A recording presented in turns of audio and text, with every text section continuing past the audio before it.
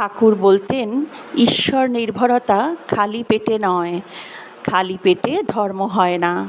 একবার শ্রীরামকৃষ্ণকে দর্শনের জন্য একই পরিবারের দুইটি সন্তানসম্ভবা গৃহবধূ দক্ষিণেশ্বরে এসেছেন। এর আগেও তারা দক্ষিণেশ্বরে এসে শ্রীরামকৃষ্ণকে দর্শন করেছেন, উপদেশ নিয়েছেন। আজ তারা উপবাস করে এসেছেন। অনেকটা সময় ধর্ম প্রসঙ্গ নিয়ে শ্রীরামকৃষ্ণের সঙ্গে তাদের কথাবার্তা হলো। বৌদুটি যে উপোস করে আছেন শ্রীরামকৃষ্ণ তা জানতেন না। যেই জানতে পারলেন সঙ্গে সঙ্গে ভাইপো রামলালকে বললেন ফলহারিণী কালী পুজোর প্রসাদ নিয়ে আসতে।